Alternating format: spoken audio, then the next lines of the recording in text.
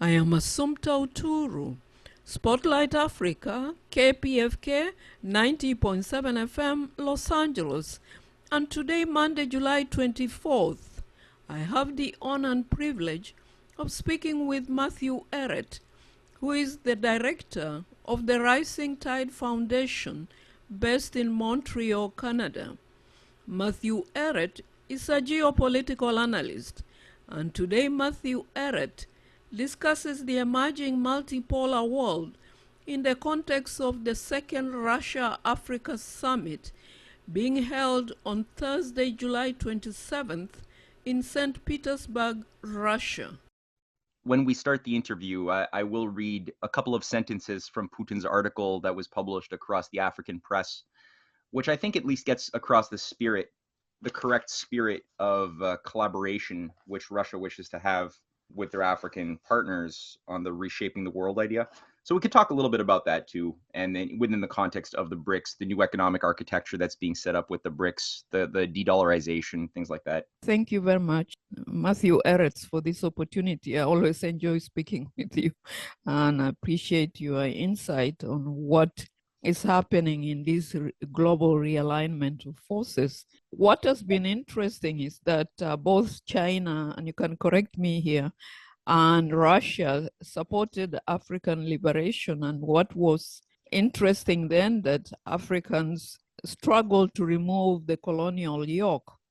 And then the benefactors of that liberation became the same Western powers were controlling Africa economically, and of course, did not bring any prosperity to the continent. And then everybody was saying, where is Russia, where is China, to reap the same benefit of your efforts and assistance to Africa. But now that there is that realignment of forces globally, and now China and Russia are becoming relevant economically in Africa now, seemingly, is it outpassing? I don't know if one can use that word, the West, because the West has been engaged with Africa for over 500 years, and Africans don't have anything to show for, but the West has plenty to show for. So the question then is, the West should not be angered. It should actually be an acceptance on the West that we failed. So it's okay if someone else can help you. Assumpta, I must say, I'm always very pleased to chat with you too. I get a lot out of our conversations, and this first question, it makes a lot of sense. It's a wonderful start. And if the West represented a healthy human psyche, what you're saying is completely relevant and true, that when we make an error, we should, if we're healthy, look for a corrective in our mistakes. We should look for role models, for people who know how to do a job correctly, and use them as inspiration to become better people, more effective at doing the job we wanted to do. Unfortunately, it is not sane, rational self-interest or humility which is animating the psyche of the geopolitical planners of Washington or London, as I think most of your listeners are very well aware. But unfortunately, there is this delusion of hegemony, this idea that we need one Leviathan to manage the world as top alpha dog in a Hobbesian universe of survival of the fittest, where might makes right, and it is only those who have the power to impose their will who are the ones to shape the definitions of what are acceptable opinions that the world must calibrate around. And this is at the heart of the philosophy underlying a new term that has arisen only in the last few decades, known as the rules-based international order. And it used to perhaps be called the New World Order, that perhaps I think maybe was getting a little socially unacceptable to sort of use that more overt terminology. But as Vladimir Putin made a point in a recent speech, he said, well, who made these rules? Whoever saw what these rules were, who agreed upon them? You know, Putin, as well as his collaborators in China and the broader multipolar alliance, have been making the point again and again that there is a world of difference between the rules-based international order paradigm, which is professing, essentially trying to advance this Anglo-American world government run by private corporations, bankers, and an intelligence, military, industrial complex at their service above nation states. And that's a very different paradigm from that which we see outlined in the United Nations Charter, for example, which calls for the enshrinement of the sacredness of sovereign nation states as the determining factor of what would shape international economic policy, foreign policy, cultural policy, and law more generally, as well as the non-intervention of one state into another for any reason but defense. So these are very common, commonly, most rational people would agree that these are common sense ways of organizing society, right? No military intervention for imperial reasons, win-win cooperation, recognition of sovereignty, the right to chart out one's own development pathway based on your own particular cultural matrix. These are common sense ways of doing business and living with each other in harmony. And this is something that the best Americans once represented when John F. Kennedy was working with Kwame Nkrumah and had back-channel discussions with Patrice Lumumba before Lumumba was killed to help these Pan-Africanists develop the industrial power to be able to sustain and stand on their own 2 feet economically.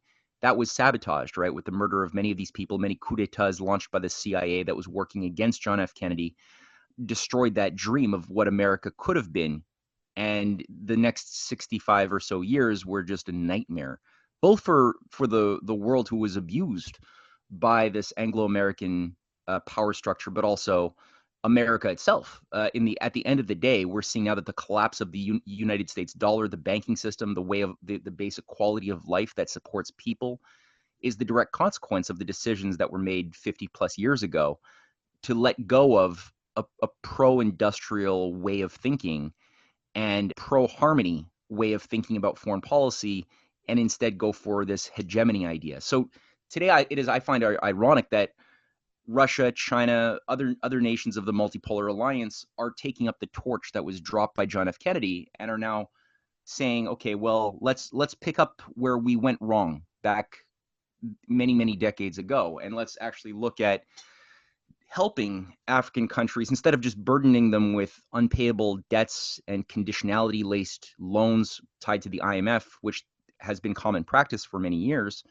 China is going in. It's incredible. In 20 years, China's investments and trade with Africa has risen to, I think it's $200 billion annually now. That's something like a 900% increase from 20 years ago. Russia's has increased, but not at the same pace. Russia's trade is, I think, $20 billion nearly. But the trajectory is going only up. And unlike the West, unlike the collective West regarding Africa, if you look at where the foreign direct investments from China are going into nations that are seen as their partners in Africa, you're seeing industrial corridors, you have special economic zones, you have rail lines, both standard gauge as well as high speed, you have highways being built up that are pushing for interconnectivity, you have water projects as well that China is helping with, you have security, where they're not just simply telling these governments to reform and restructure their political systems in conformity with the IMF best practices, but rather they're saying, okay, look, you have these destabilizing influences that have been funded and cultivated, whether it's in Mali or whether it's in Sudan or Ethiopia, whether it's Tigray People's Liberation Army or whether it's the Boko Haram or whomever. There's so many different types of groups, both civil society, Soros-funded agencies, destabilizing governments from official corridors from within, around the ideas of human rights or things like that, which seem nice on the surface, but really have a very evil agenda behind a lot of their operations within various governments, or open terrorist organizations who are just like color revolutionaries, like we saw deployed with the Arab Spring. That's all over Africa. So China, Russia, they're more inclined to say, well, look, let's help your military be empowered to put down these insurrections that are foreign funded. Let's give you the intelligence you need to properly keep stability going.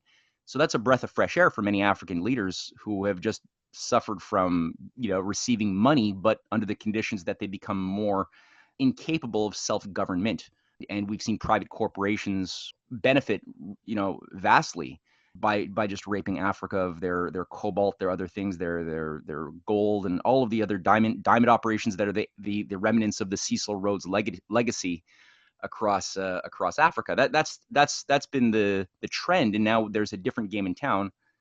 And I think we've seen that now with the many China-Africa summits. We have the Russia-Africa summit underway that, has the theme as well of reshaping the world and reviving a sort of a pro-Pan-African spirit based on on very important concepts of decolonization and industrial and economic sovereign development, which these are important philosophies absent in the rules-based international order. Yeah, you raised a lot of points. Of course, right now in social media, in YouTube, there is that speech that Kennedy gave before his assassination about cooperation with the Soviet Union then. And I just wonder, and I guess maybe I'm too naive and I cannot put myself into the thinking of those who shape the world because, or seemingly think that they control the world. For example, just look at Congo when the Democratic Republic of Congo, yes, they assassinated Lumumba and they have suppressed Congo as much as possible because of their need for this gold, platinum, whatever it is that Congo has, diamond, lithium, whatever it is that the country has. And yet the West knows it has the technology, has the ability to mine this and actually employ the people and do this genuinely rather than imposing, what do you call it, instability. And they could still get the resources because Congo will not stop selling the products to the West and so on. So it's just mind-boggling to think of it that somebody can instead say, instead of trying to help them develop and give them jobs as miners and so on, or whatever it is, and would benefit both ways. Yeah. Let us just create instability and we take 100% and deprive them of everything. So it is hard for me to put myself into that thinking. Well, you're a good person, Assumpta, as so many people are, which is sometimes our weakness as well, because what the empire always capitalizes on are good people who cannot properly conceptualize evil as far as the political expression of empire, which necessitates a great deal of evil to maintain its existence. It's always been this case. And we project our own goodness through the filter through which we look at the world and analyze the world. And it's difficult to get into the perversity of the mind and emotional state of a grand strategist who has devoted themselves to the cause of empire. It's very difficult, and it's not a place you want to be for too long spiritually. It's just it's an unhealthy place to be. And you're totally right. It would be much more in the advantage of the United States as a government, as a people, if you had a world that was thriving, prosperous, if you had an Africa, a Central America, an Asia who were developing, increasing their powers of productivity, their longevity, their happiness. All of these things would make better customers who would be more productive customers. If they're living longer with a higher consumption level, they would be buying goods that we produce as well. That's good for business. And so, a lot of people criticize me because I speak well often of China, of Russia, of the Belt and Road Initiative. I write and speak a lot about these topics. And I basically, again, as people could tell, even just in our short conversation, I'm speaking quite highly of them. And they say, oh, you're an anti-capitalist commie lover. I get this sort of thing a lot. And it's like, wait a minute. We don't really have capitalism. If people think that what we have had dominating globalization for the past 50 plus years is capitalism, their idea of capitalism is completely naive and wrong. Capitalism should be the creation of capital, which means industrial growth. It should mean building business relationships. We have been living under what might be better termed feudalism, masquerading as capitalism, but in actuality being feudalism, because those who are controlling the levers of the system have sabotaged vast amounts of profit they could have otherwise made in order to keep a system of control and chaos in effect, which involves the constant wars, controlled famines. This has been going on really looking at British feudal capitalism of the 19th century as well. You know, this was done to justify the Opium Wars. This was done to justify over 25 mass famines in British-controlled India, Ireland as well, that lost almost half of its population under this idea of British capitalism of the 19th century. At the end of the day, and books have been written about this, there was a calculated intention from those managing the reins of financial power to impose depopulation by design, because they're followers of the pseudo scientific theories of Thomas Malthus, you know, the British imperial philosopher who taught at the British Haileybury College. He was sort of a high priest of depopulation and empire, who created disciples like John Stuart Mill, David Ricardo, every single British theorist, as well as the modern geopolitical generations like Halford Mackinder, Henry Kissinger, Zbigniew Brzezinski. They're all devoted followers of Thomas Malthus. And they came to power in the early 1970s over the dead bodies of many anti-Malthusian true capitalists. Like, and again, when I say true capitalists, I mean people like Enrico Mattei, the Italian industrialist who was assassinated, who had great business contacts with Africa. He was a Christian, and he believed it was his moral duty to use the power of industry that he had available to him in Italy to help and facilitate the industrial development of the African nations and contacts that he had business with. And his plane was destroyed under a British-American CIA operation under Operation Gladio in 1960. Charles de Gaulle, who actually had a true capitalist idea of developing the industrial base of North Africa, of Algeria, along with other Franco nations around the world. He had to be overthrown. He survived 30 assassination attempts. He kicked out NATO from France when he discovered NATO operations to be behind several of the assassination attempts. And he was working closely with Bobby Kennedy, who would nearly become president in America in 1968, who was, again, another true capitalist who actually cared about creating capital both in America as well as in nations that wanted to develop. And he had to be cut down. And so the neo-Malthusians, people like Henry Kissinger, Kissinger's student at Harvard was Klaus Schwab, who went on to be assigned to the role of creating a sort of junior partner to the Bilderberger Group in 1970-71 called the World Economic Forum.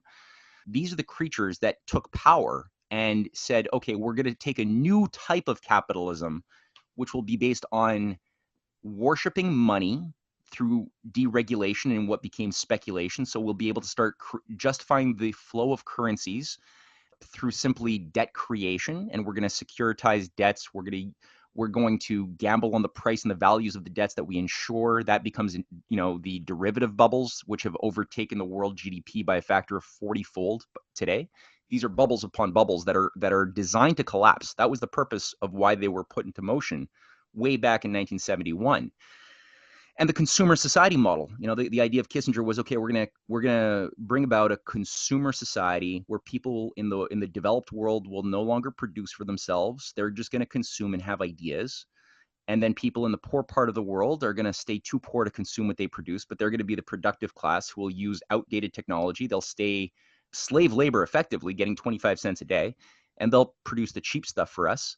And we'll have a new type of system of dependencies, where only a private class of supranational entities will be in charge and have hegemonic power over the formerly sovereign nation states. And that's been underway now for 50 plus years of decay. And so, you know, if people say, oh, China's commie, they're going for commie imperialism over Africa through their Belt and Road imperial designs of debt trappery. It's like, well, just look at, first of all, to call them communist, other than the name Communist Party of China, China has billionaires. They have a thriving private sector, private entrepreneurship, more patents being issued this year than in the United States by their inventors. They're actually just simply doing the sorts of things we used to do when we were still sane, by investing in 5, 10, 20, 50-year projects and creating and working with the nation and business together, whereby the difference is the private class, the business class, is not allowed to make policy. That's for the representatives of the people. That's not for the business class like Jack Ma or other private figures. That's different from the West, where the business class, the private sector class, took over the controls of what national governments were formally designed to do. And that's why we've lost our sovereignty and lost our minds. And we've lost our sense of what our self-interest actually is. So China's not being an angel. Russia's not they're not acting like angels altruistically. They're simply doing good business. They're not killing their customers, and they're helping their customers develop sovereignty economically, which is very different from the sort of practice we've been conditioned to abide by for really since Nixon, I would say. But it's been going on for hundreds of years, thousands of years, of defining business around killing your customers through bombing them, speculating, economic usury, keeping them down and underwater instead of developing and flourishing. Which ironically doesn't make a world that's very secure, even for those who are apparently benefiting off of the wars and the famines and these other things.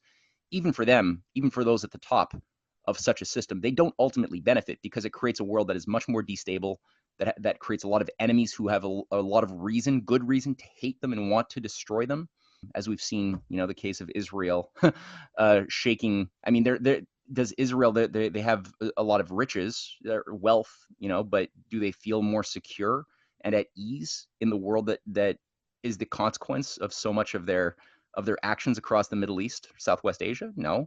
So this is the thing. Ultimately, China is just acting like an adult. Yeah, before I ask you my next question, how do you spell Thomas's last name? Oh, Malthus, Malthus. He's a disgusting figure. It's worth reading his essays on the principle of population in 1799, where he literally says in his first edition how important it is to use the gifts that nature has given us to control populations, and he describes the need to eliminate babies if a section of one of the colonies is getting too overpopulated, how to encourage famine, how to use war in order to keep the population in check. And he's the guy who he's working for the British East India Company, and he has so many devoted followers. He's almost like a religion. He becomes a religion of empire. What is interesting, I'm trying to understand how those ideas then capture the state, because my thinking is the Western state must be always willing, or it's been set up that somebody can always overrun it from its ideals. Because if you read the US Constitution and see what is happening right now, it's really whether be it internally or even foreign policy, it's really very far from the stipulations of the Constitution. So in my mind, I'm trying to understand, how did these people who now control the state capture it? Is it through, in the case of Uganda, it's easy to understand. All Museveni did was to pick up arms and go and fight and remove the system. And then he set himself in power and restructured everything. And now he's in control of everything. So that one is easy to understand. But in terms of these old nation states, it's kind of hard to sort of break it down. And I'm just wondering if you can briefly sort of explain as to how this happens, so that we are where we are, that even when somebody is elected, they will not serve your interest. It's a really valuable exercise to engage in. And I encourage people who might be listening, if they want to really delve into that question, I published, along with my wife, who co-wrote these with me, a 4-volume book series called The Clash of the Two Americas, to answer that question and satisfy it as best as we could by going into, well, what is the origin of the deep state operations that have been working against the United States from within, going back to the days of 1776 as a direct continuity. It's not like there's these different moments where there's different deep state operations or different batches of traitors every few decades. It's that there is a direct continuity of leading families within the American establishment who are American in but name only. The Cabots, the Lodges, the Lowells, the Morgans later on, Junius Morgan, the Rockefellers a little bit later on at the end of the 19th century. These are groupings, some of whom can trace their bloodlines back to the Pilgrims, and some even far before that to European aristocracy. And this is something which has been an unresolved issue within the American experience that few have had the courage to really review or look at honestly. And people often choose to instead go by the mythologies, like, for example, that America declared and achieved its full independence in 1776 or 1781 when the war with Britain officially ended. That's not true. That was the success of a battle, a very good battle that had to happen, but it was in no way the end of the war. And many of those pro-British, pro City of London managers of the colonies of the Americas simply chose to act American on the surface, act like patriots, but work always receiving orders from London to destroy it from within. And here I'm referring to people like Aaron Burr, Albert Gallatin, who ran the U.S. military for many years under Jefferson and Madison. And these are creatures who tried to split up the United States, break it apart, undo the Constitution, undo the milestone of 1776 in order to resubjugate the independent-minded colonies back under the control of the global empire. And keep in mind, the British Empire was the only one world government for a very long time, centrally managed with a fusion of private corporate finance through the British East India Company and private banking, like the Bank of England, with the government, which also managed its intelligence agencies internationally, spread all the way into India, into China, into the Middle East, into Africa, increasingly by the end of the 19th century, into South America, fomenting, British-funded anarchistic revolutions masquerading as Republican revolutions against Spain. But in reality, if you look at some of the consequences, those nations, those early Latin American nations who were able to successfully get independence from Spain, ended up becoming completely subjugated to British finance in the 19th century. And this involved a collusion with many Jesuitical operations as well, which is another aspect of the global deep state. People have to look at the role of the Jesuits that interface with British intelligence. This is something which you have to have these things. You have to have the idea of, well, the role of certain Masonic lodges that made things like the Civil War happen. And the entire Confederacy, when you look at people like the leadership of the Southern Confederate government that tried to secede, they were not only working with British intelligence, people like Lord Palmerston, with Lord John Russell, with Lord Gascoigne Cecil, but they were all operating through Scottish Rite Freemasonic outfits. People like Albert Pike, who was a Confederate general and a leading figure of the Young America movement under Palmerston and Giuseppe Mazzini, another nominally Republican but actually anarchist social engineer who had operations with young Europe movements in young Albania, young Turkey, young France, young Germany, which was basically ways to weaponize the abused, disenfranchised, alienated youth and mobs and laborers, and weaponize the people to become weapons against their nation state under proto-color revolutions, which became replicated with the Bolshevik Revolution that undermined and overthrew the government of Russia that was working a little bit too closely at that time of the end of the 19th century with the Lincoln Republicans in America and other leaders in China for development, right? Because the Tsar Alexander II and III were both working with Lincoln Republicans for bringing about national planning, national economic programs of true capitalism, driven by rail development, industrial corridors, interconnectivity, win-win cooperation as a philosophy of what would animate economic and political systems at the end of the 19th century, early 20th. And all of this was destroyed by these mass destabilization operations. Again, they often used these Freemasonic covers to keep a lot of their manipulations secret. These are groups that created the KKK. Like Albert Pike was a leading co-founder of the KKK in America, the first sort of official American domestic terrorist movement controlled by Anglo-American intelligence was the KKK. And people we've been taught to not think about these things properly, because part of the educational practices over the past 50, 60 years have been based on the idea that conspiracies are not something we are allowed to think about as what animates human history. That makes us a conspiracy theorist, which is not responsible. We have to look for things that are purely based on sociological description. If we want to explain anything away, we're not allowed to go to the realm of intentions, ideas, designs. Nothing like that is permitted. in good best practice, if you want to be published or keep your job in universities or have your books published or promoted in major bookstores, you're not allowed to use the type of language I'm using right now, which is what mentally handicaps people and prevents them from understanding how the USA was taken over increasingly by this foreign-directed fifth column, this fifth column that became our deep state. Canada has its own deep state, right? Especially over the dead bodies of Lincoln, of President Garfield, President McKinley, who were all assassinated by these anarchist groups of terrorists deployed by the British Foreign Office. Early American intelligence had their own traitors. This is what created things like the American Pilgrim Society, of a grouping that of these leading families that called for creating an Anglo-American special relationship. They got power under a guy named Theodore Roosevelt, who came in over the dead body of William McKinley, who was assassinated in 1901.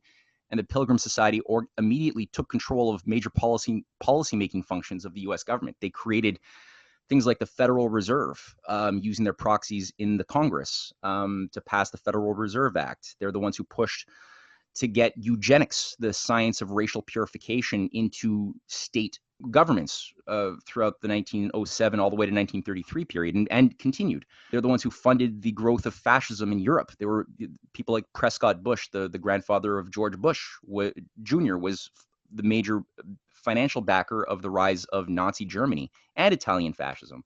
These were the groups who were trying to kill Franklin Roosevelt and these were the same groups who were funding the League of Nations as a way to get rid of nation states back in 1919, 1920. So, you've got this whole thing that's been bubbling under the surface that we can investigate.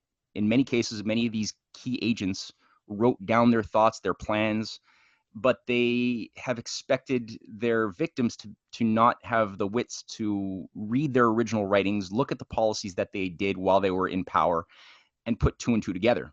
So we've sort of just fallen we've fallen for some traps, and we haven't realized what took over the dead bodies of people like Warren Harding, another American president who was killed in 1923. And yes, he was killed. There was no autopsy done. It was food poisoning, but it was poisoning was the key thing. And he was the biggest resistance to the League of Nations in 1922-23, with the patriots in America working around him from both parties, who rallied to support the success of Franklin Roosevelt, who took this war against Wall Street onto his own shoulders and did a very good job of it, until he also died too early while he was still president, no autopsy, and his enemies took over the reins of government and began the Cold War. And things like the Five Eyes intelligence dragnet with American and Anglo-American intelligence integration, it's the eyes and ears of NATO. This is the grouping that created NATO to begin with, to get around the Russia-China veto at the UN Security Council. This is what worked with Nazis and Italian fascists, who were never punished after World War II, and who were given new jobs by Allen Dulles and British intelligence. 8 consecutive Central European commanders of NATO were all unreconstructed Nazis. The Banderaites, people wonder, well, where do the Nazi-loving Ukrainians come from? 3 generations later, the people who love Bandera and think that Russia was the big bad guy of World War II, people don't understand how that happened. And it happened because the CIA carefully cultivated these unreconstructed Nazis who wrote the new revisionist histories for their Ukrainian fellow men and women and children starting in the 1950s, that painted fascism as not bad, and the actual bad guys of World War II were the Russians. That's what they've been. The new Ukrainians, each generation from the 50s, 60s, 70s to the present, have been feeding off of these lies funded by the CIA, by people like Mykola Lebed, a leader of the Organization of Ukrainian Nationalists, who was working for the CIA after World War II, along with Stefan Bandera himself, who worked for the CIA, and people like Reinhard Gehlen, Hitler's leading intelligence officer, who became the head of West German intelligence and worked with Bandera to carry out the war against the big bad commies of the Cold War. So this is what's been manipulating us. This is what's been overseeing the murder of our great leaders, both in America and Europe, as well as more broadly across Africa. And people because we've been afraid to look at this ugly part of our past, we've been unable to discover the humility necessary to properly self-correct, self-examine, and judge what's going on in the world a bit more with a level head. That's part of it. Wow. Just listening to you, it's just, I don't know what to say, but it seems like they've been able to take over because of, you have to have, what is it, the money, and then have influence. And it also demonstrates that America was never an isolated state, as we were told before World War II, that America was actually engaged in the world. And Yeah. the engagement of the after the World War II seemed to be more bold, and the Cold War brought it out, so that it was, but it had been there before, but it seemed like maybe because we're discussing it now, but the influence of those who want to control and who want to externalize their ideology, as long as you can have the finance and you can influence institutions, then whatever you want can be achieved, because then you can extend your hand to all other parts of the world, because you have the military or the CIA instrument to kind of bulldoze your way throughout the world. Oh yeah, absolutely. And your point is very important, that we were all told a lie that before the modern era of World War II, America was cut off from the world. They were isolationist. They were into protectionism, which was, we were told, the same thing as isolationism. You don't like your neighbors. You don't like working with your neighbors. And none of that was ever true, for good and for bad. You know, America was always part of a global chemistry. And whether you had evil leaders in positions of policymaking that were engaged with, you know, things like the Philippine Wars, or America's abuses of the Monroe Doctrine under President Theodore Roosevelt, you had imperial internationalism of Americans, often working under the leadership, the guidance of their British masters. If you actually scratch the surface of these things, you'll tend to find the hand of British intelligence in the City of London behind these types of evil foreign policy agendas of the United States. And you had a better foreign policy too, where, you know, you had people like um, Abraham Lincoln and his key allies who survived him, William Seward, Ulysses S. Grant, who had a very strong look towards Asia, towards Russia, and were helping Russia develop their first rail lines. You know, that was done through the help of American engineers and statesmen in the 1850s, 1860s, like George Washington Whistler, who went and designed the first Moscow to St. Petersburg railway, or the American rail engineers from Philadelphia, who were sent by the American government to go to Russia to help Russia build the Trans-Siberian Railway in the 1890s, and who were the same forces who bought Alaska from Russia with the intention of extending Lincoln's transcontinental railway up through British Columbia and into Alaska, through the Bering Strait, and into Eurasia more broadly. There were engineering feasibility studies done. This was all part of it wasn't just to sell Alaska and then just be done with it. The idea was to usher in a new age of global win-win cooperation, premised around the idea that human beings, despite our differences in language and religion and ethnicity, had a common heritage as a species of self-perfectibility that required the utilization of governments with the private sector together to bring about systems of harmony, right? That we were not trapped by this Marxist idea of forever class struggle, of the overthrow of the exploiter by the exploited, until the exploited becomes the exploiter and then gets overthrown in their own time forever. That problem only occurred when you had British imperial David Ricardo Malthusian versions of exploitative capitalism at play. Then yes, then the Marxist problem of the forever class struggle would occur. But in the American system, the better American system, that again was always had an international orientation, you could resolve that by creating what was known as a harmony of interests. That a rising tide, as Xi Jinping today has said, and John F. Kennedy had said this earlier in many of his speeches, a rising tide does lift all boats. This is not trickle down Reagan economics. This is the idea that you can qualitatively make transformations such that both the rich and the poor improve their quality of life and conditions in a way that equalizes, without ever being fully mathematically equal, the conditions of the people to a better way, to become more sovereign, more capable of self-direction. That's something that keeps imperialists up at night with nightmares, is the possibility that people will become self-actualizing, improving human beings capable of using their reason, their minds with their conscience when they're, and this obviously happens best when you're not starving and at war, right? Your mind, like these, if you're not working like a child laborer in a cobalt mine in Congo for 12 hours a day or longer, then let's say you have access to a real education, that will increase the chances that these children will become the new 21st century Mozarts and scientists who can properly discover their genius and use it for the benefit of society, which is not there under any type of system of imperial feudal capitalism. So that's sort of what has been written out of our textbooks when we study business or macroeconomics in Harvard or Yale or McGill today.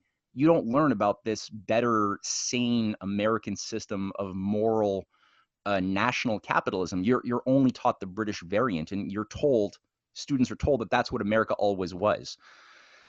Love it or hate it, right? But that's your only choice. And the reality is, no, that history is much more rich than that. And so I forget the second part of your observation, but that was, what was the Yeah, I second part? was absorbed to listening to what you were saying because I even also forgot what I had asked. I made a point. It was a good point you made, and I forgot. It's okay. It'll come back later. Tonight at 2 a.m. I'll No, wake up I and I'll be think like, the point. that's what it was. I think the point was that they have been engaged with the world all along. So Yeah. yeah, Right. and I think Yeah, that's somebody it. made a point that the elite are connected globally. Why don't the people also link themselves up? Right, Yeah. and that was it. It was on finance. If you control finance and you have control of that, then you control everything. And in a certain degree, that is true. I mean, it's a huge power, but it's not just the control of the money that makes evil. It's the belief in the worship of the money and losing sight of our real values. Because one could say, John F. Kennedy wanted to use money and emit treasury bills and was pushing to make business deals that would have made a lot of profit. Would that not have turned him evil? And it's like, well, no, because if the value system ultimately cherishes something sacred within humanity, something that deals with honor, with the soul, conditions that are purely effects of the existence of our soul, and metaphysical ideas that bring about conditions of true happiness. If that's your value system culturally, then the money system will be tempered by those higher realities. And I mean, I think in that sense, it's not the money itself which causes evil to thrive, but people who lose sense of their values and love the money. It's the love of the money that causes that slide into corruption. And then obviously the oligarchy and their fifth column, their fifth columnists throughout the deep state international, have their own weird perversities too. Like when you start digging into some of the, people can't have probably seen things like the Sound of Freedom, the new film, which is outplaying most of the Hollywood blockbusters that were supposed to happen. It's opening the door to a reality of global pedophilia operations, child sex trafficking, very, very sick things that are not just for organized crime to do, but rather there are these very sick, perverse practices that have been cultivated amongst the oligarchical class through, things like Bohemian Grove, many of the different, more secretive of the societies that cater to the elite of the elite, the 1% of the 1% of the 1%, who are groomed to engage in the most deviant of practices imaginable, to condition them, partially to make them beholden to the system that needs them to be there to advance the policies of evil, but at the other hand, as well, to groom them to break their humanity and their conscience so that they become more reliable, sort of like Borg drones instruments of evil that are not in control even of themselves, because they're animated by something much more disgusting. So there's this other thing too that's necessary for evil to infest, corrupt, and maintain that corruption over many generations, which is not an easy thing to do because it's very unnatural and very unhuman. Yeah, and that is true because of what we are seeing unfolding before our eyes right now, because the system is dying, and I don't know how it's going to try to resurrect itself. But then there is the emerging alternative that is actually challenging it. But then how are those who are architects of this, who probably would want to continue nurturing these ideas that we have to control, and through our control, therefore, we have to deprive others of the good that we enjoy? But then China and Russia are saying, no, no, no, that we should offer an alternative.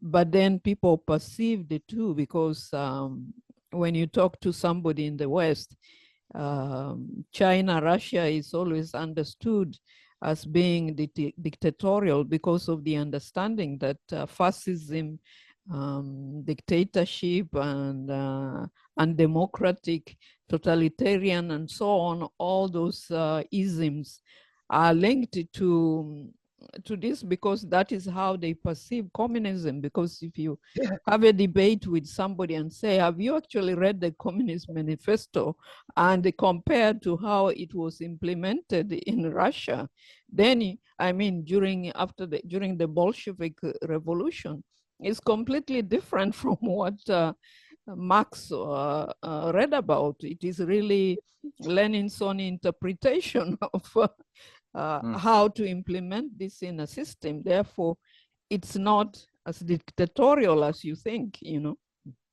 Well, Marx, I mean, yeah, I've read some Marx, and it's it's very general. A lot of it is very general. He doesn't come up with concrete prescriptions.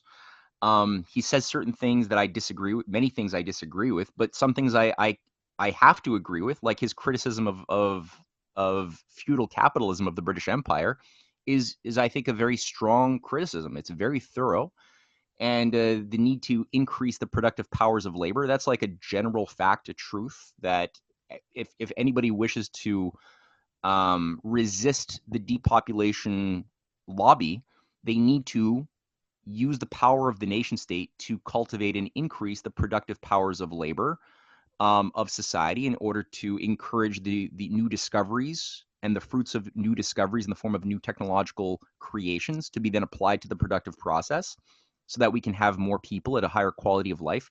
These are all things that one could glean from Marx's general remarks. There's things that involve his dislike for uh, private possessions, that you could leave that. His dislike for religion, you could leave that. And I think pragmatic thinkers will often take what, like mature human beings, will take what works to solve a problem, and they'll leave what doesn't work, whether it's from a religious text, whether it's from a philosophical text.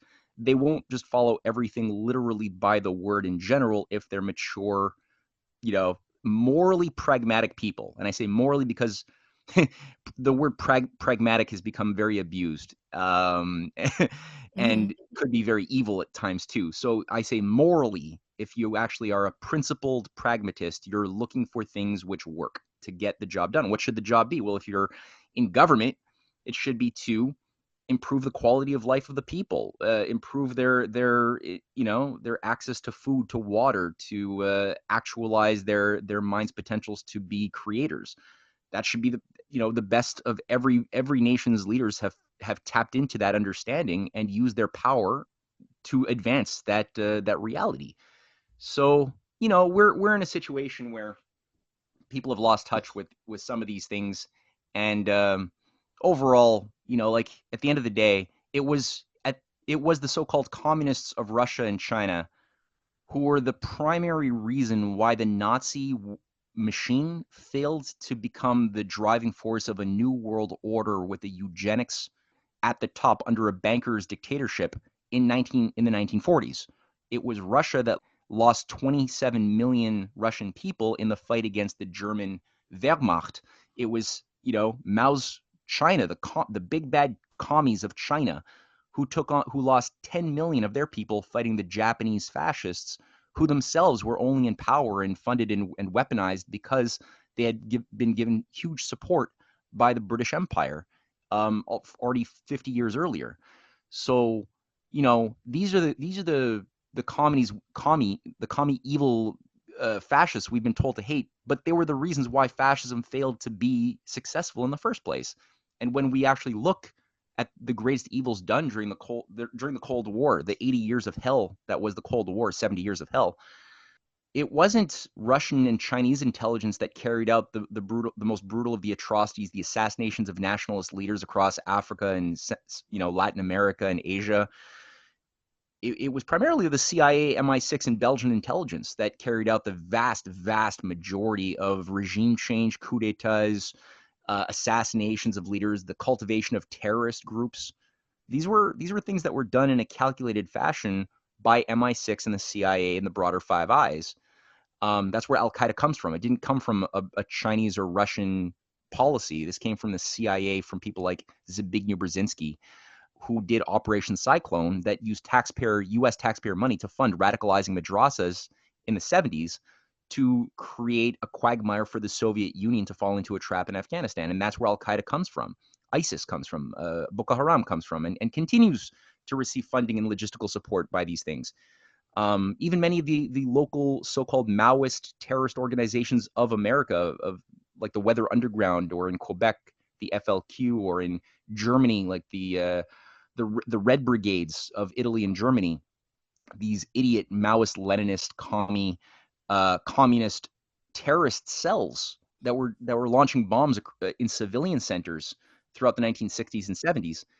I just recently did a documentary with my wife exposing how all of these things were organized by Anglo-American intelligence and were utilizing Italian unreconstructed fascists and leading Nazis that created and deployed these groups in order to justify a climate of fear and terror in the population that would then paint a negative image of Russia and China, which was very useful during the Cold War, and have the population of Europe and North America give up their liberty in order to receive security from the state that was an increasingly captured state over the dead bodies of Bobby and John F. Kennedy and Martin Luther King and many others in Europe. So that was the game. And we just, again, even though the Soviet Union disintegrated, they just did the same game. They rebranded it, but under now the new threat of the 90s of international terrorism, which allowed them to do the same thing they were doing during the Cold War under 9/11 and other inside jobs over the last 20 years. This wasn't China. This wasn't Russia doing that. This was this agency, this parasite that we have forgotten how to identify or fight against, which is behind so much of the evil that was done in our name and against us as a people as well, including the current push to, that we saw to undo. People might hate the former President Trump, but I mean, if you look at it, it was the threat of his push for a U.S., Russia, China cooperative business policy that was behind the entire Russiagate operation that was run by the FBI. Robert Mueller, who oversaw 9/11 as FBI director, was the same guy who was deployed to run this operation that's been proven was made up. They never had a single shred of evidence for the Russiagate dodgy dossier. It was all made up by MI6's Christopher Steele and Richard Dearlove, the former director of MI6, who brought this into American intelligence and colluded with the FBI and the deep state to ensure that the U.S. would not work as a partner with nations that were supposed to be our enemies. I've taken so much of your time just discussing issues that are related, but I don't know how much more time you have for me to at least look into what is happening on the continent right now in the periphery of the Russia-Africa summit. Obviously, the grain deal having not been renewed by Russia, and for good reason, has resulted in what could be an already bad breakdown of the supply chain on food has become exacerbated in some ways. Now, I think Russia has made it clear that they will do everything that they can. They've had one of the best booster crops of history in Russia. Made the point, the Russian leadership has made the point that they will do everything that they can to ensure that the supply that is lost from Ukraine that would have otherwise have gone to Africa is going to be met by Russia. That being said, as Putin also made the point, most of the promised food supply from Ukraine didn't even make its way to the poorest countries of Africa as was originally promised, but the vast majority was absorbed. 70+% was absorbed by middle to high income nations, mostly Europe, with negligible amounts actually making it to those in the greatest need in Africa. But I mean, yeah, you have a lot of points, I think, good and bad. Putin made a point that he will not be going to the BRICS summit in South Africa for good reason. I mean, there's a lot of reason I think to believe that his security is under great threat if he does go into that environment. The South Africa is the weakest among the links of the BRICS nations, but the BRICS as well are potentially going to vastly increase in numbers. We have something like over 40 nations who have made their intention to join the BRICS well known. The BRICS Development Bank, the International Development Bank of the BRICS, is taking on new life as a real driving force of progress, which is only going to increase under Dilma Rousseff, who's in charge of this. She's based in the Shanghai office of the BRICS Development Bank. You have the Asia Infrastructure Investment Bank, which has been withheld from acting like a real alternative to the IMF usurious practices, largely because it has a lot of Western foreign agents, Canadian bankers, British bankers who have been installed in the operating board of the AIIB. But even that's changing. You know, we see one of the leading Canadian bankers, this guy Bob Picard, who jumped ship, basically saying that the AIIB is no longer something the Canadians can work with because it's become increasingly just a tool for the Chinese government. And so he jumped ship and became, said that his life is under threat and blah, blah, blah. And then Chrystia Freeland, our Rhodes Scholar deputy prime minister, said that Canada will be pulling out of the AIIB, which gives me, it's a bitter sweetness because I am Canadian and I would like to see Canada benefit by these better common sense economic practices of large scale investment. But at the same time, I'm aware of what's controlling Canada currently under Justin Trudeau and our current administration, and I don't trust it. So I think it's better that the Canadian negative influence, the Anglo-Canadian influence, be removed. Wouldn't that be a reason, Ehret, that Macron held what he called the new global financing architecture? I think it was last month. Was this to counter, again, the China alternative? Well, Macron's an interesting character because he's influenced by the good and the bad alike. But the French establishment currently, especially in the business community, which is still very viable, it's one of the only European areas where there's a viable business sector that hasn't been decimated under the euro and globalization. Germany and France are the two sort of standalones that are unique. There's been some interesting phenomenon that in France, and I think one of those things was Macron being dragged to go to China, where he got red carpet treatment as sort of only an emperor would get that sort of treatment. But he brought dozens of leading figures of the French business community went with him, and they signed dozens and dozens of business deals with China, and even agreed to purchase something like 60,000 tons of natural gas in Chinese yuan, which is really breaking the rules of the rules-based order. You can't do that. He's also come out calling NATO brain dead. He recently, last week, he came out and he vetoed NATO's expansion into Japan. There was supposed to be a NATO liaison office set up in Japan, in Tokyo, and France broke that using their veto and said, no, you're not allowed to do this. I think the Japanese were silently actually relieved that this happened, because they also don't want to get caught like Ukraine as a proxy in a shooting war with China, which is the current objective at the Pacific. But yeah, Macron also he asked openly for France to be able to be an observer, a participating observer at the South African BRICS summit, which coincided with the destabilizations of France, with these riots that have been going on now for the past couple of weeks. which I think are connected. So the answer was no, but wouldn't would France be seen as a country trying to sort of destabilize the BRICS? Or why would they be interested in, wouldn't it be suspect, you know? Oh, well, yeah, they're being kept at arm's distance. And by arms, I mean they're being kept at 100-meter arm's distance from this. But it's an interesting phenomenon to see. I think there's a buildup of internal contradictions within the system of empire, which is now resulting in battles within the actual elite themselves. And the French elite and the Anglo-American elite are not seeing eye to eye currently.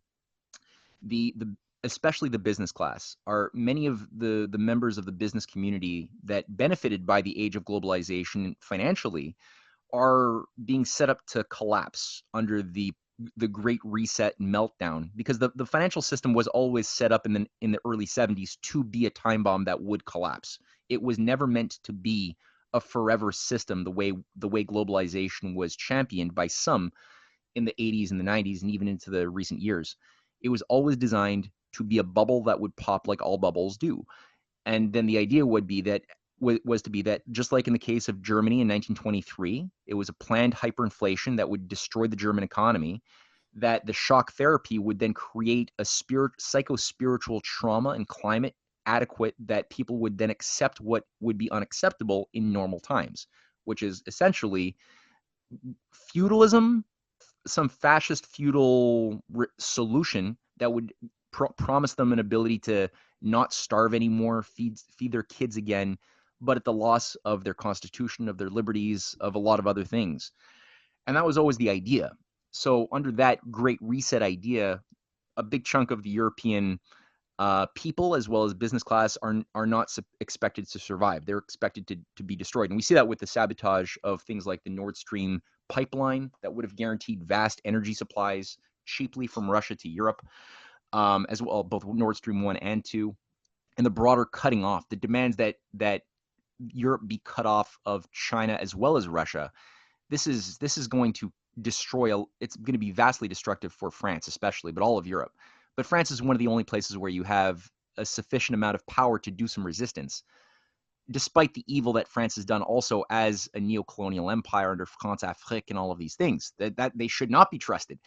They should not be allowed to make policy, but I think they should be allowed to beg to be an observer at the summit and participate, or maybe even benefit by the economic activities of the AIIB, of the BRICS Development Bank, that would force a modification of their behavior without being granted the rights to make any of the actual decision making, which is one of the brilliant things of the AIIB, the way that Chinese and Russians, or no, it was the Chinese mostly, who set up the AIIB, the Asia Infrastructure Investment Bank, or the BRICS Development Bank, is that you have to be, in the case of the AIIB, an Asian country to have decision-making power. You're allowed to be Canada, you're allowed to be Britain, you're allowed to be America and be a member of the bank, but if you're not Asian, you have no rights, voting rights to make policy or anything. Same thing for the BRICS Development Bank. If you're not a member of the BRICS or the BRICS Plus, you can't make policy. You can benefit, you can invest in high-speed rail lines in Africa and things that the BRICS Development Bank is funding. You can reap benefits. That's fine, but you're not going to be able to sabotage it. So I think France should be in a probationary period for a couple of decades like that. And we'll see, you know, maybe in 10 years, 20 years, if they've shown good behavior, they might be given more privileges to participate in the big boy table, you know? No, I think when the fires burnt down and there are ashes, so to cool down the ashes, they'll just pour in water and say, okay, you stay where you are. Yeah, right. That's a good metaphor. That's a good metaphor. Yeah. Yeah, because you have taken so much from Africa that countries have to deposit their foreign reserves in your bank, and you're making money out of it. You know, Yeah, it's exactly. just atrocious. Yeah.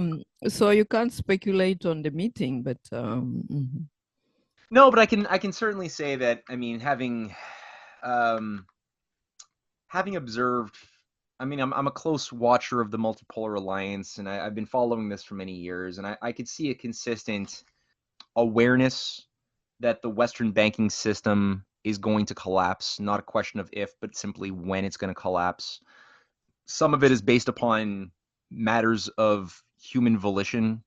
You know, the markets are based kind of on perception, but beyond the perception, there is the objective criteria of the destruction of the productive powers, the energy sources that are needed to sustain objectively the 8 billion lives on the earth. Like, you know, it's like your body. If you eat too little, your body will atrophy. You won't have the energy needed to move and to breathe and to do the work and maintain your muscle mass. So it's kind of like that for an economy. And so we've been producing less and less per capita. We're being pushed to embrace a green new deal, like forms of a new banking structure with a new energy paradigm, which will in effect, if we go along with this, which is a policy coming from the City of London, from Davos, we will make ourselves dependent upon qualities of energy that are not only unreliable, but that are qualitatively inferior to any form of hydrocarbon burning or nuclear power. And windmills, solar panels, biofuels that take food and turn it into gasoline that we put in our cars and trucks. That's insane. Burning food in a day where you have so much starvation. No, that's evil.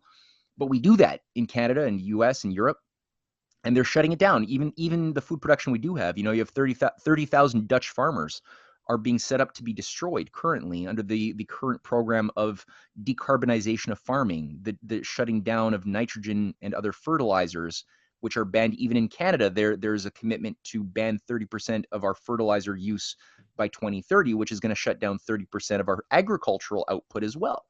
This is genocidal. And it's not only destroying farmers and farmers' livelihoods, but it's destroying the means of survival for many people who depend upon abundant amounts of food produced from countries that will no longer produce that food. So, and we're being told instead, no, we can eat bugs. You know, Toronto has just unveiled the world's largest edible cricket farm in the world. That great, you know, good for us. And this is what we're being told to adapt our palates to. Children are being fed these things, crickets and spiders and stuff in schools, in elementary schools.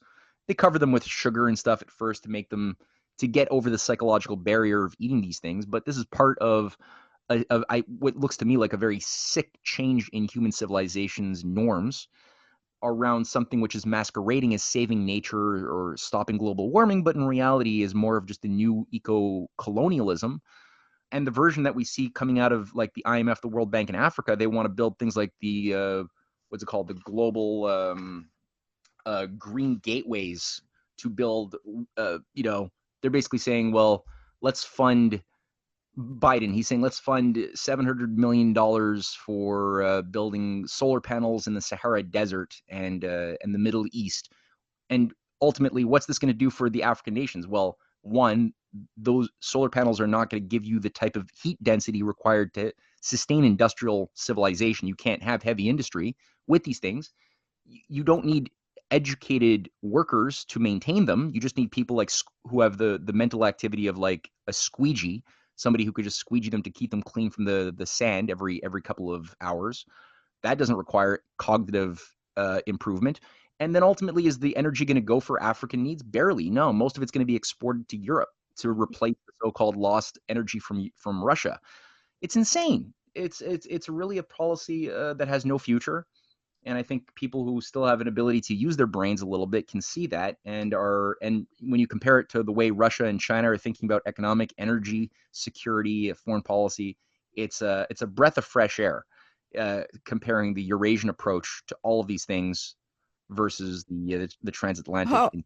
How different is their thinking? Because many people are saying if they could build a dam, I think there's been a proposition, the one on the River Congo, that would give energy mostly to Central, Eastern, and even go as far as Europe and Southern Africa. That dam would serve that. So putting solar, I remember discussing with, I think those ideas have emerged from the early 2000s, because I attended a conference in Addis Ababa on Science with Africa, and some were proposing to build those panels to export energy. But then, as you say, it will be too weak a power that you are getting out in terms of being able to, you know, to sort of fuel industry through that kind of energy. Yeah, like it's adequate. It's very expensive, but it's you could say the quality of energy you get from windmills or solar panels are adequate for residential electricity use, and that's pretty much it. Maintaining your television, your light in residences, but human society is not just residential electricity use. That's only a fraction of the overall energy basket of humanity. A big chunk of humanity's needs, I'd say over 25% of the overall energy use goes to industry. And a lot of that has to be heavy industry for advanced technology to exist. And that is completely insufficient for windmills and solar panels. You just cannot, the quality of energy you get is so what's called low energy flux density that you cannot make you can't make a windmill and all of its components, which includes a lot of mining, a lot of heavy mining with windmill energy. You just cannot do that. You need natural gas, coal burning, at least hydroelectric power to give you the heat densities to make the equipment, to make down the supply chain that involves then also mass melting of industrial steel. All of these things. There's so much to this process that we will not get if we make ourselves addicted to windmills or solar panels. But hydroelectric dams, that's a different story. That gives you, I mean, river power will turn a lot of turbines, will make a lot of electricity at a high quality, very controllable too. You don't have to use it all. Nuclear power is obviously the best of the best, but it takes a long time to build, but it's the best. I mean, that's why Russia has made it clear that Rosatom has already signed agreements with many African nations starting in 2019 at the first Russia-Africa summit to help Africa go nuclear, to build nuclear reactors for civilian use in industry. That's something which has been prevented by the Western financiers for many, many decades under technological apartheid. The fact that it's only South Africa that currently has, of all of Black Africa, only South Africa has nuclear power. Why? Because they were under apartheid racists for a very long time, and it was under that time that they were given the green light to have nuclear power because the the underhuman, dark-skinned people were not in charge. That was the only reason why South Africa has it. It is technological apartheid to keep the whole continent enslaved and as underdeveloped as possible by design. So the fact that Russia is now coming in, China is coming in with policies saying, no, let's actually help you develop full energy sovereignty, including nuclear. That's a big deal, including for the Middle Eastern countries too are enjoying this way of doing business and this different spirit.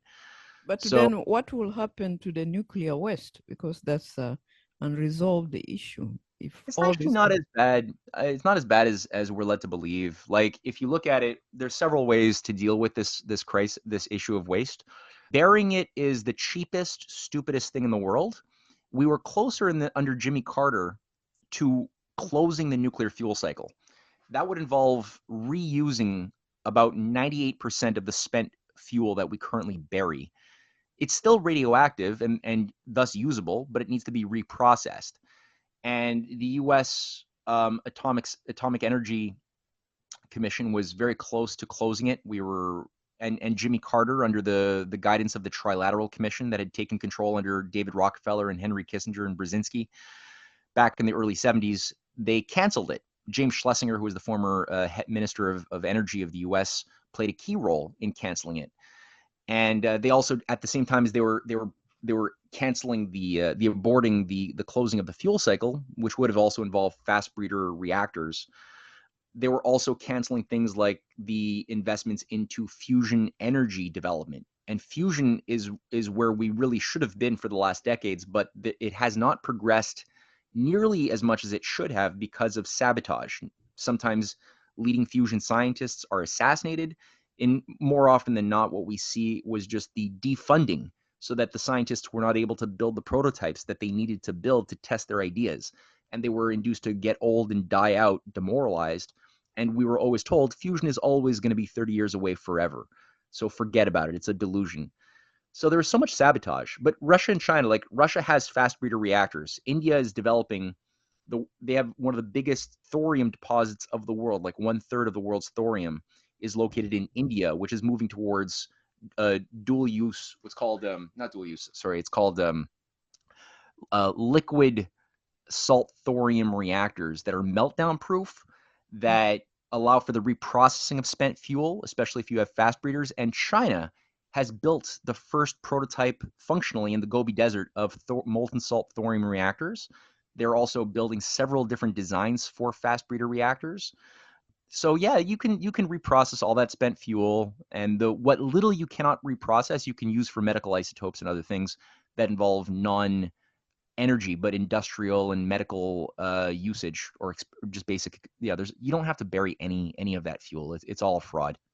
Yeah, because even when you think about the killing of this cattle and cow, even in Ireland, I saw a report about that. Because why can't that waste from these animals be recycled and used to make fertilizers and other organic kind of fertilizers rather than the chemicals?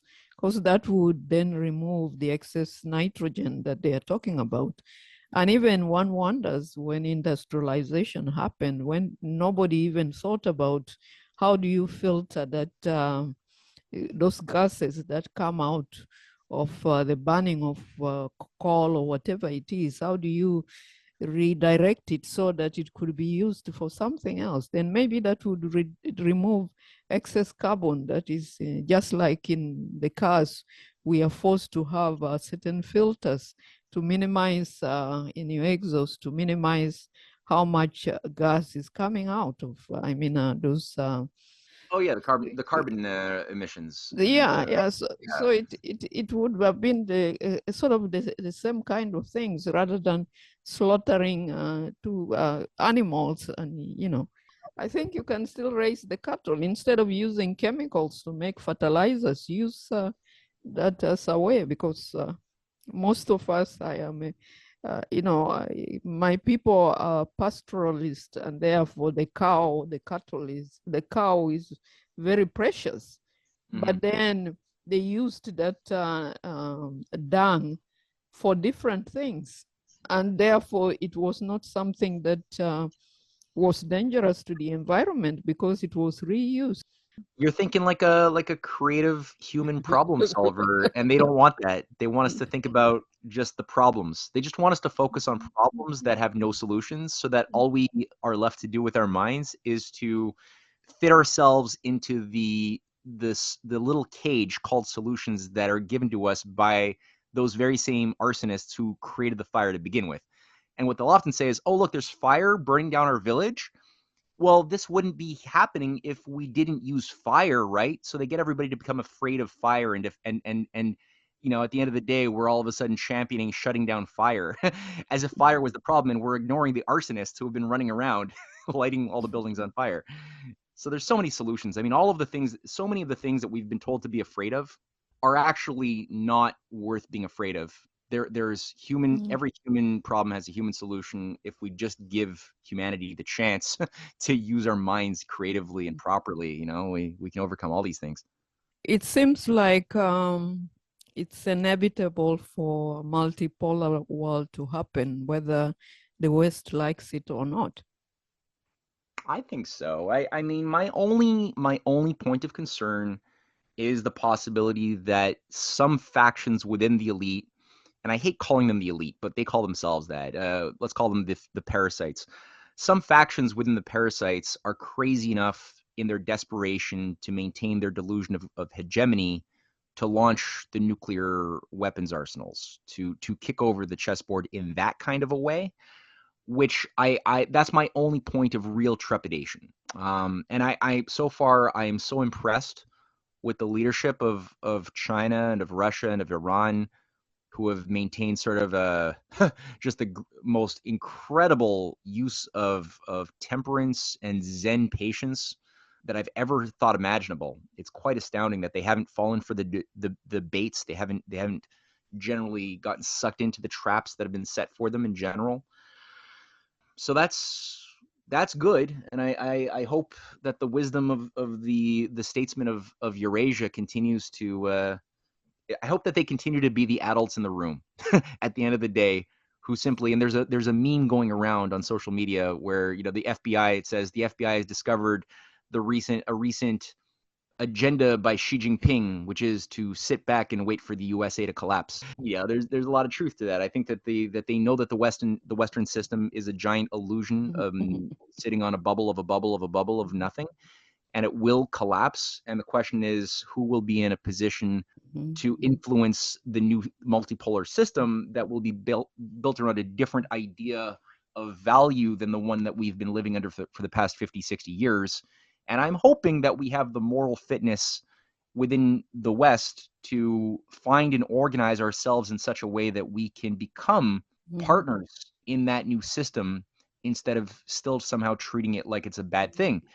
But it requires some real self-examination, discovering of humility, and learning how to admit to the evils that actually have been done in our names, and that requires a lot of maturity. So I'm hoping that the citizens, that the policymakers, that some combination of Bobby Kennedy Jr. and Donald Trump somehow can work together to channel the better parts of America into something good that can be trusted to be a part of an emergency conference that will emerge, faced with the havoc that will be spread around the world with the collapse of the London Wall Street banking sectors.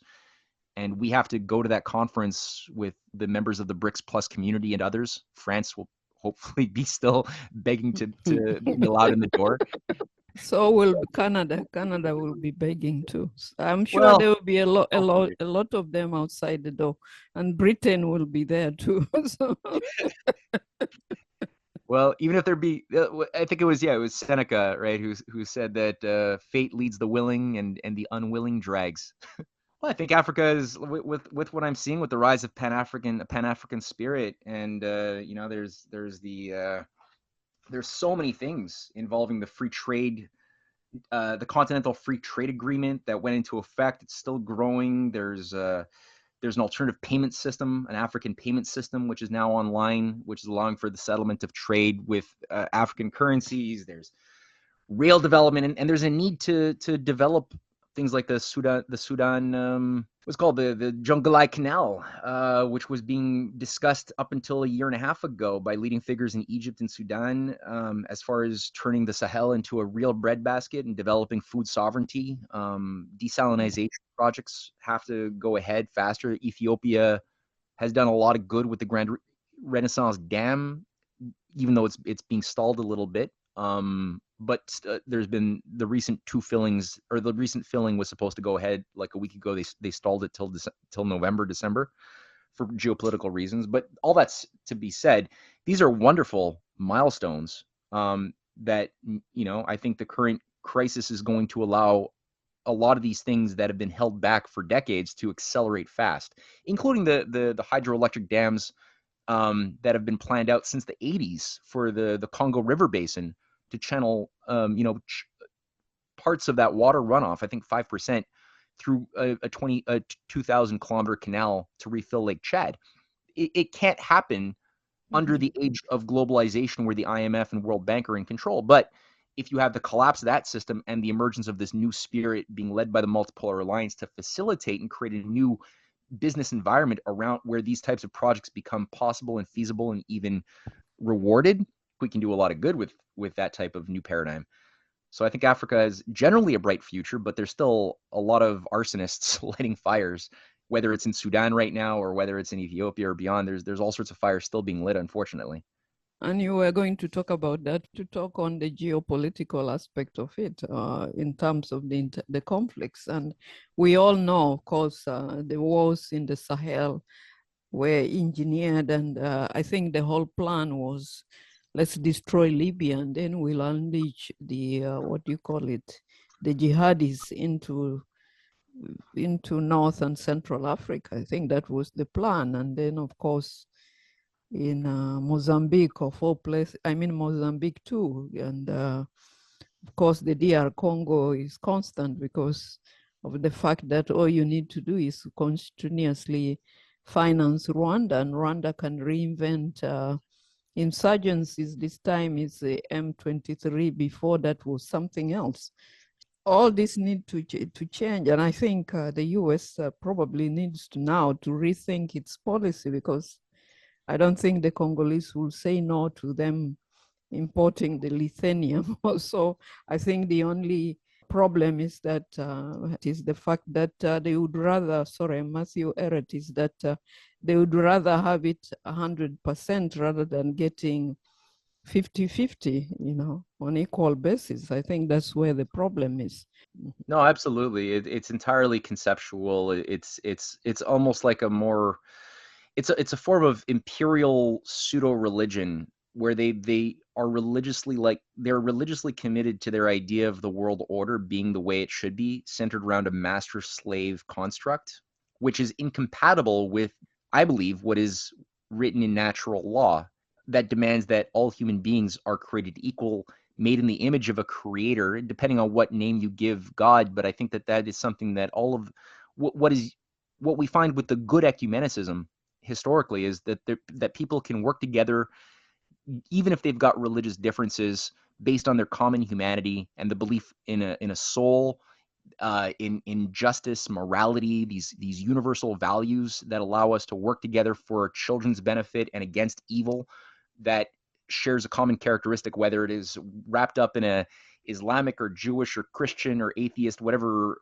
costume. Evil is evil and good is good, and we can work together on that. And currently we're seeing a replay of the buildup of Nazism that was always funded by the Anglo-American financiers with the support of very, very dark intelligence operations throughout the entirety of the first phase of the 20th century.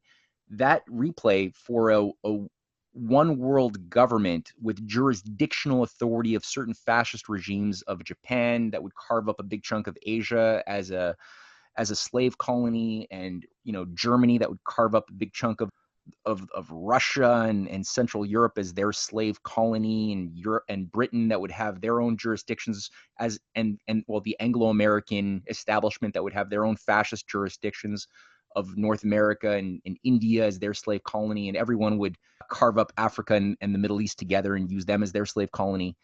That was the way that the New World Order was supposed to be designed and was supposed to be victorious over 80 years ago. So that's the same thing that we're seeing replaying now with this new, rules-based international order of Klaus Schwab and these other freaks today. And it's not compatible with the spirit of qualitative growth and a respect for the sovereignty of nations and of civilizations that we see from the multipolar alliance. It's a very different paradigm. And yeah, when you look at Sudan is falling once again into a trap. I'm hoping that, just like in the case of Ethiopia, back-channel diplomacy with the help of Russia and of China and maybe even some of the Gulf states who have increasingly changed their tune a little bit in conformity with right reason in recent years, can play a role in stabilizing and putting out the fires before it becomes really ungovernable. But we see that a lot of these things find their roots partially in what was done with the carving up of Sudan into a north and a south by people like Susan Rice, the Rhodes Scholar, Africa expert under Obama, who worked closely with George Soros and the ICC, the International Criminal Court, originally, that put an arrest warrant on President Omar Bashir, and justified the carving up, the balkanization of Sudan, because Sudan was too unruly. They were working too, but Bashir was working too closely with President Gaddafi at a time during the 2006, 7, 8, 9 period before the Arab Spring, in creating a sort of a zone that would fund development projects like the Great Man-Made Water Project of Libya, but also things like the Jungle Canal that President Bashir had been pushing for since the 90s, early 90s. He was pushing for the revival of the Jungle Canal that was already 80% finished, as a civilian water project connecting the Upper and White River with the Blue River, the Upper White Nile with the Blue Nile. That would have increased food productivity. Something like, last thing I saw was like 17 1,000 square kilometers of swampland of Sudan South Sudan would have been transformed into agriculture.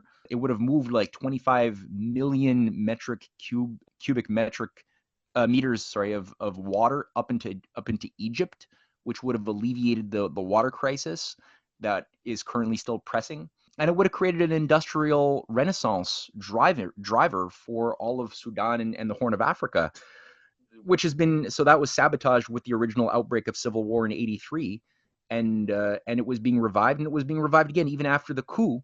You had in 2002, there was 2002, there was discussions happening in Sudan and in Egypt amongst the Minister of Infrastructure of Sudan to revive this very project. And in combination with the type of development we see with the rail lines that China is funding from Addis Ababa to Djibouti, and in Kenya as well, with the Mombasa-Nairobi rail line, both of which China has pushed openly to connect with extensions that would go into Uganda, into South Sudan, into the DRC, into Ethiopia. Oh my God. I mean, there's so many projects that are openly being funded with the help of the Chinese, some Gulf states. Russia is helping. Sudan even offered to provide the port of Sudan on the Red Sea to Russia, which has currently been shut down for the moment. There's so much potential for peace and development, which is being sabotaged by these fire starters in the West. But I don't think it's stoppable. I think that this is an inevitable process of human civilizational upshifting. I think it really is a new era of development that we're entering right now. And there's currently birth pangs because there's certain infantile agencies that are kicking and screaming, wanting to hold on to the old order that has been in charge for most of the last several thousand years of experience.